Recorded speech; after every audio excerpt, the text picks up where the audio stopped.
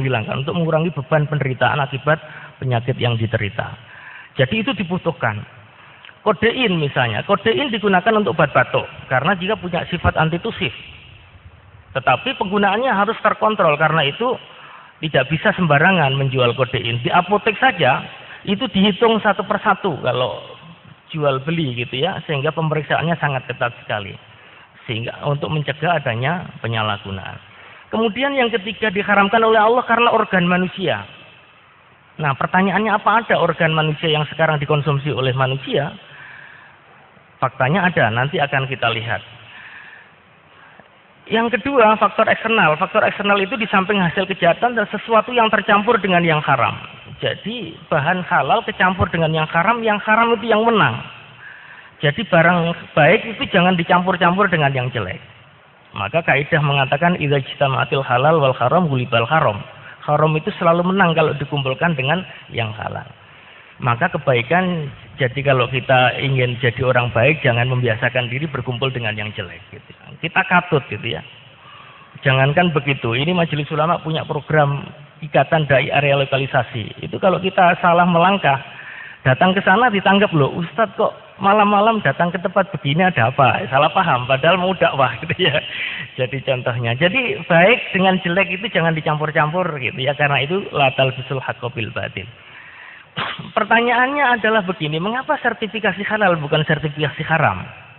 Padahal kita tahu yang diharamkan itu kan sedikit, sedangkan sisanya adalah halal. Kata Syekh Yusuf Al-Qaradawi, beliau mengatakan haram itu kekecualian.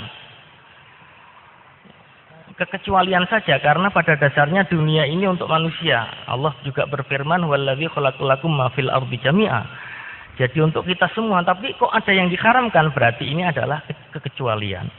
Nah, kalau sudah kekecualian, kenapa kok perlu disertifikasi yang halal itu, yang bukan kecualian? Nah, kita dihadapkan pada kondisi seperti ini.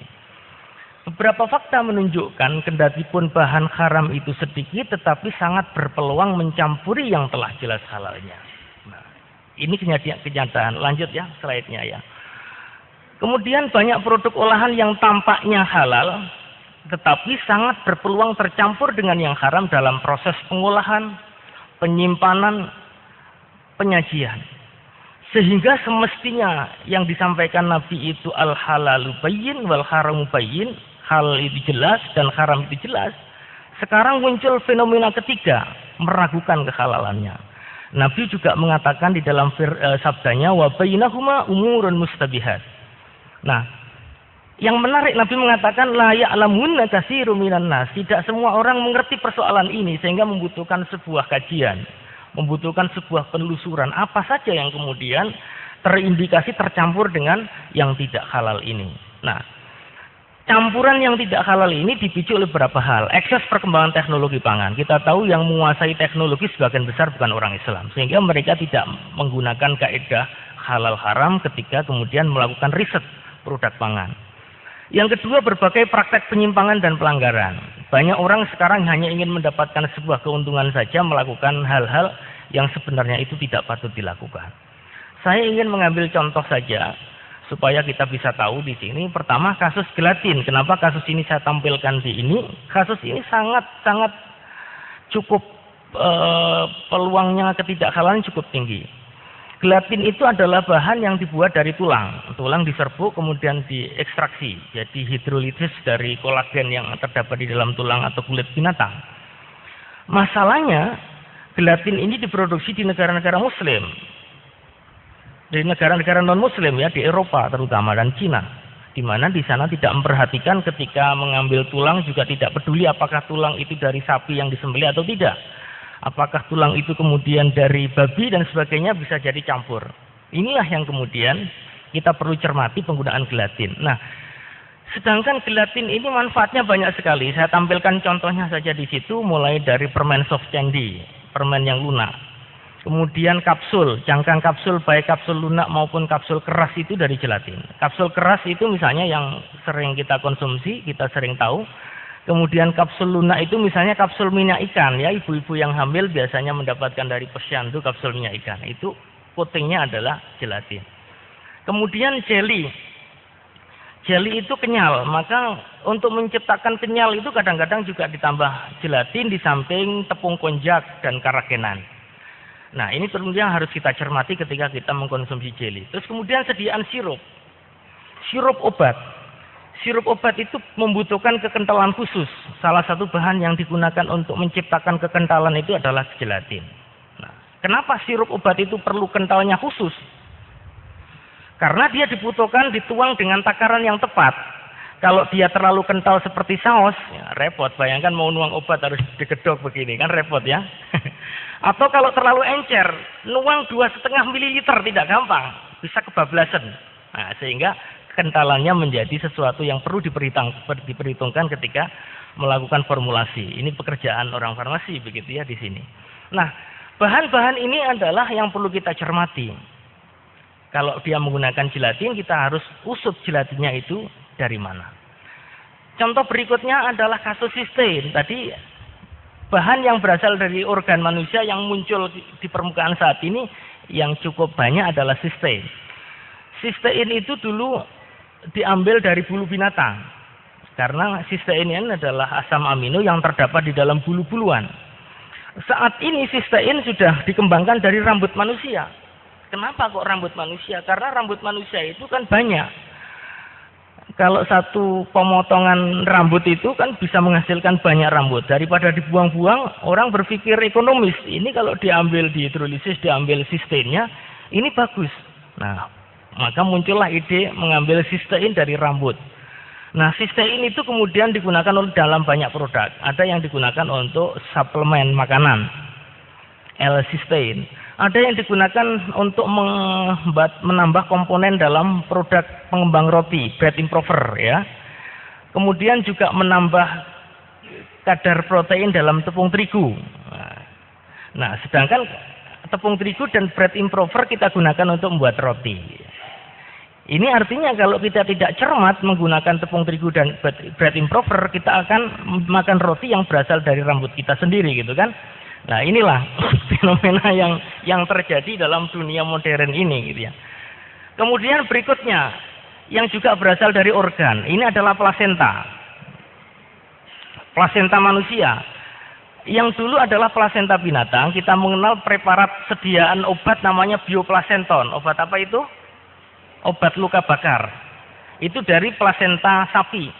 Sekarang orang sudah berpikir, loh kalau plasenta sapi berkhasiat, berarti plasenta manusia berkhasiat juga begitu. Nah, ternyata lebih berkhasiat plasenta manusia dari plasenta sapi. Plasenta manusia itu punya karakter bahan yang punya karakter menjadi biogenik stimulator ya. Mendorong regenerasi sel kulit. Sehingga kemudian bisa digunakan sebagai bahan untuk anti-aging.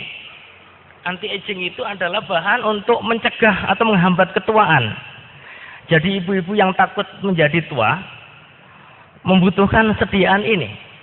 Kulitnya diolesi sehingga menjadi kencang kembali seperti kulit anak-anak muda. Maka umurnya 50 tahun tampak seperti 25 tahun gitu ya. Sehingga mengecoh para pemuda yang suka iseng gitu ya. Makanya para pemuda kami sarankan jangan suka iseng pada perempuan. Nanti jangan-jangan yang diisengi orang yang sudah tua gitu ya. Jadi akibat ini gitu ya. Jadi ini yang perlu kita cermati. Ini contohnya, ada produk Lainik. Lainik itu adalah placenta human injection. Ada produk lotion, ada produk sabun. Ini contoh sabun, sabun placenta ya. Sabun placenta harganya cukup mahal kalau kita cermati. Lanjut ya. Nah, itulah contoh-contoh yang perlu kita cermati. Produk-produk lain yang juga perlu kita lihat, misalnya keju. Keju itu bahan bakunya adalah susu. Tetapi untuk menggumpalkan susu menjadi keju menggunakan enzim. Enzimnya adalah renin. Renin ini bisa diambil dari sapi, tetapi renin bisa disubstitusi dengan pepsin. Pepsin bisa diambil dari babi. Ini tentunya yang harus kita cermati, produk keju aja menjadi sesuatu yang harus kita perhatikan. Itu sabun ya. Nah, saya rasa itulah barangkali pokok-pokok yang penting yang perlu kita cermati dalam kehidupan sehari-hari. Masih ada satu lagi ya. Sekarang ini urusan penyembelihan juga perlu kita cermati. Saya ingin melihat umum aja supaya ada kesempatan kita bisa tahu ya. Sekarang ini orang menyembelih ayam itu Kalau nyembelihnya sudah lebih dari 1000 ekor menggunakan proses namanya stunning. Dipingsankan. Jadi ayam itu dilewatkan alat yang namanya waterbath stunning atau strum air gitu ya. Kepalanya ayam masuk ke strum ini, kemudian ayamnya pingsan, disembelih. Nah, persoalannya sekarang ada dua. Apakah ayam itu di strum ini sakit atau tidak? Nah, ini yang susah. Ayam nggak bisa ditanya gitu ya. Padahal Nabi itu mengatakan fal yuhidda ahadukum syafratahu fal yurih dzabihatahu. Jadi sebelum orang barat bicara animal welfare, Nabi sudah bicara seperti itu. Hendaklah menajamkan pisaunya dan menyenangkan terhadap hewan sembelihannya. Nah, ini disetrum. Itu yang pertama. Yang kedua, hewan yang disetrum ini apa enggak kebablasan mati? Kalau kebablasan mati berarti yang disembelih adalah barang mati, berarti bangkai. Atau minimal syubhat. Nah, inilah menjadi problem kita. Padahal ini menjadi satu rekomendasi internasional. Inilah yang kemudian mengharuskan ada sikap-sikap yang tegas dari umat Islam untuk melakukan pengawalan-pengawalan terhadap persoalan ini. Nah, sekarang kita lanjut ke bicara babi. Mohon nanti di slide-nya dibicara babi, Mas yang di belakang ya. Sekarang masalah babi. Tadi sudah disampaikan oleh Ustadz Mudhafar tentang hukum babi, jelas sekali di dalam Al-Quran keharamannya. Karena itu saya tidak akan bahas. Para ulama juga mengatakan bahwa babi itu di samping haram adalah najis. Bahkan kalau di mazhab Syafi'i itu najisnya najis mughalladzah. Karena najis mughalladzah itu sangat berat sehingga harus sangat dijauhi. Itulah babi. Lanjutnya. Sekarang persoalan yang justru menjadi pertanyaan kita adalah begini. Kalau babinya saja, mungkin daging babi sudah jelas ya. Tetapi sekarang kita dihadapkan pada produk teknologi. Yaitu terkait dengan pertanyaan apakah bahan dari babi yang kemudian direaksikan menjadi bahan baru menjadi suci dan halal. Ini sebuah pertanyaan mendasar ini. Kalau ini dinyatakan halal maka tidak terlalu rumit persoalannya. Tetapi ketika ini dinyatakan tidak halal, maka ini menjadi suatu persoalan yang rumit sekali. Nah, dalam konteks inilah kita mengkaji apa yang sudah pernah dikaji para ulama terdahulu. Kalau kita baca kitab-kitab fikih, maka ini adalah masuk pada wilayah kajian istihalah gitu ya. Saya mengambil definisi dalam kamus Mausu'ah Fiqhiyah. Istihalah itu adalah perubahan sesuatu dari tabiatnya atau asalnya menjadi sesuatu yang lain, atau menjadi dari yang najis menjadi yang suci. Itu istihalah. Nah, kalau kita melihat perbandingan pendapat di antara para mazhab, lanjut ya. Mazhab Syafi'i berpendapat bahwa tidak ada benda najis yang dapat berubah menjadi suci dengan istihalah kecuali pada 3 kasus saja. Yang pertama, arak berubah menjadi cuka karena perubahannya sendiri. Yang kedua, kulit bangkai selain babi dan anjing menjadi suci dengan disama. Yang ketiga adalah sesuatu yang berubah menjadi binatang baru karena kehidupan baru. Jadi karena kehidupan baru sehingga menjadi suci.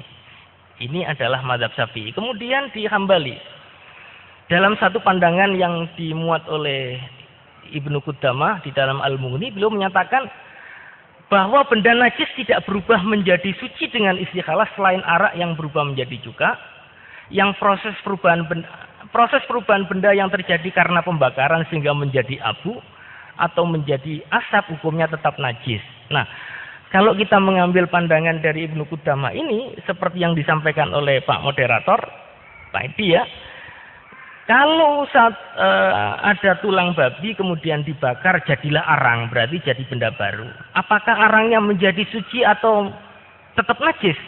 Kalau mengikuti pendapat ini maka arang itu tetap najis. Karena najis sehingga tidak bisa digunakan untuk memproses produk ini. Nanti ini menjadi mutanajis. Kemudian Al-Bukhuti juga menegaskan bahwa najis tidak akan menjadi suci dengan istihalah selain pada kasus khomer dan segumpal darah yang berubah menjadi hewan yang hidup. Jadi ini pendapat para ulama. Kemudian Imam Asy-Syaibani di kalangan mazhab Hanafi, beliau juga menyatakan jika benda najis telah berubah dari sifat dari asalnya menjadi benda baru, maka menjadi suci. Pendapat ini yang agak berbeda, yaitu pendapat di kalangan mazhab Hanafi yang dikemukakan oleh Asy-Syaibani. Nah, Bagaimana dengan majelis ulama? Menyikapi dinamika pendapat di antara para fuqaha, di antara lintas mazhab tadi itu, majelis ulama juga memperhatikan ini, akhirnya menetapkan bahwa bahan-bahan atau senyawa-senyawa yang terbukti berasal dari babi dan bangkai, sekalipun telah berubah menjadi senyawa baru, hukumnya tetap haram. Ini fatwa majelis ulama. Karena dari 4 mazhab tadi itu hanya mazhab Hanafi. Hanafi pun yang berpendapat seperti itu hanya Imam Asy-Syaibani. Nah, berangkat dari inilah yang perlu kita cermati kasus-kasus berkaitan dengan babi. Sekarang kita melihat babi dalam produk pangan, obat dan kosmetik yang ada saat ini. Pertama adalah produk pengolahan langsung dari babi dan komponennya. Ini bisa jadi lemak, daging dan jeroan. Yang pertama adalah daging segar. Kasus babi hutan yang disusupkan ini terjadi hampir setiap saat, terutama menjelang bulan Ramadan dan Idul Fitri. Ini selalu ada temuan, baik di setiap tahun ada. Yang terbaru ada di Situbondo. Ternyata setelah diusut, Situbondo bisa datang dari Lampung ya. Jadi nampaknya ketika harga daging itu terlalu tinggi, kemudian muncul pemain-pemain baru yang ingin mensusupkan daging babi hasil berburu untuk dimasukkan ke dalam jualan daging sapi. Karena apa? Karena daging babi hutan ini tampilannya mirip. Kalau babi lokal, babi kota ya, itu beda dengan babi hutan tampilannya. Tapi kalau babi hutan mirip sekali seratnya dengan daging sapi, sehingga secara visual, secara organoleptik kita susah membedakannya. Karena itu sering digunakan untuk melakukan penyusupan ini. Ini adalah pelanggaran, tapi ini banyak terjadi. Yang kedua, produk daging masuk di dalam produk dendeng dan abon. Di Malang tahun 2009 ada kasus satu pabrik dendeng namanya dendeng cap kepala sapi. Ternyata yang kepala sapi cuma capnya gitu ya. Isinya adalah babi. Sehingga kemudian ini diselesaikan oleh polisi ya. Orang ini akhirnya masuk penjara sampai sekarang. Kemudian kita juga perlu cermati berbagai jenis masakan, mulai mie goreng, mie kuah, bakmi, nasi goreng. Ini ada kemungkinan memanfaatkan minyak babi untuk menciptakan cita rasa tertentu. Nah, ini juga yang perlu kita cermati. Kemudian sosis ya. Sosis di samping dagingnya sendiri juga komponen lemak juga masuk di dalam sosis. Kemudian casing. Nah, untuk membuat sosis membutuhkan casing. Sekarang ini banyak casing-casing dari selulosa, tapi sebelum casing selulosa dikembangkan, usus babi juga dimanfaatkan sebagai casing untuk membuat sosis. Karena itu juga perlu kita cermati. Terus terakhir bakso. Bakso ini persoalan campur sekarang. Di Surabaya ada perusahaan kaki lima, tetapi dia punya markas sendiri begitu di Siwalan Kerto sana. Dia memproduksi daging bakso sapi dan bakso babi.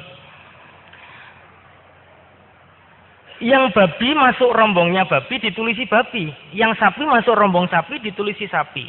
Tetapi proses pengolahannya menggunakan sarana yang sama. Dari perspektif hukum positif dia tidak melanggar.